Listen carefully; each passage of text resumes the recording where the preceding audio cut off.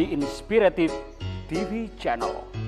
Meet different people with different experiences, language, culture, arts, and education.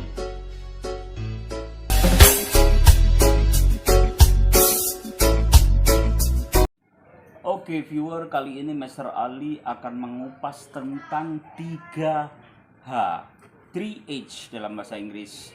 H yang pertama adalah head, kepala. H yang kedua adalah heart, hati. H yang ketiga adalah hand, tangan. Ya.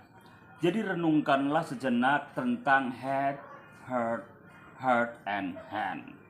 3H merupakan anugerah Tuhan yang harus kita syukuri dan kita jaga. Head sebagai sumber gagasan dan pemikiran, sedangkan heart sebagai sumber tekad dan niat, dan menampung segala aspirasi, pikiran, doa-doa. Hand sebagai sarana untuk mewujudkan gagasan dan kehendak. Jadilah ketiga-tiganya hal itu bersinergi satu sama lain untuk memakmurkan kehidupan bersama. Memang semua yang Tuhan ciptakan tidak ada yang sia-sia buat kita. Semua memiliki perannya masing-masing, fungsi dan sangat penting. Hanya soal kualitas dan kuantitas yang membedakan peran dan fungsi suatu hal. Begitu pula dengan semua organ tubuh kita. Mulai dari pangkal kaki hingga ujung rambut, masing-masing memiliki kualitas dan fungsi yang variatif. Seluruh variasinya fungsi menjadi satu dan padu sebagai manifestasinya. Semua bagian tubuh sama halnya dengan seluruh isi semesta yang diberikan sama nama-nama tertentu. Nama-nama itu diberikan hanya sebagai identifikasi dan upaya untuk membedakan dari jenis-jenis yang satu dan yang lainnya. Sebut saja head untuk kepala, heart untuk hati, dan hand untuk tangan.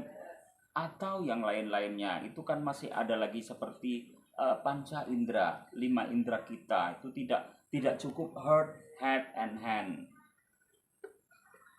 Meskipun nama diberikan sebagai identifikasi, lebih jauh lagi nama yang diharapkan memiliki makna intrinsik tertentu.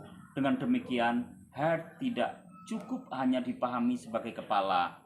Ia dapat bermakna kepemimpinan, pemikiran, keseriusan berpikir, dan seterusnya. Sementara heart tidak cukup pada dimaknai sebagai hati dan perasaan saja, melainkan dapat juga dipahami sebagai ketulusan, totalitas, dan kesungguhan. Begitupun dengan hand, juga tidak cukup dimaknai sebagai tangan dan sarana untuk mewujudkan hand dan heart dan hand, ya. Head, heart, dan hand. Juga bisa disadari sebagai kekuasaan. Seperti orang, oh itu kan tangannya orang besar, tuh, maksudnya kan ini, oh itu cuci tangan, nah kayak gitu, dia nggak bertanggung jawab, nah kayak gitu. Hand juga bisa disadari sebagai kekuatan, daya juang, dan pelaksanaan dari kata-kata. Singkat kata, senantiasa harus berpikir, berdoa, dan berjuang. Itulah kooperatif heart, and hand. Jadi tiga-tiganya harus saling bersinergi satu sama lain. Itulah viewer, jadi ada sekelumit yang harus kita pikirkan tentang makna-makna dan fungsi-fungsi dalam tubuh kita. Sebetulnya tidak hanya heart, and hand. Thank you very much. Wassalamualaikum warahmatullahi wabarakatuh.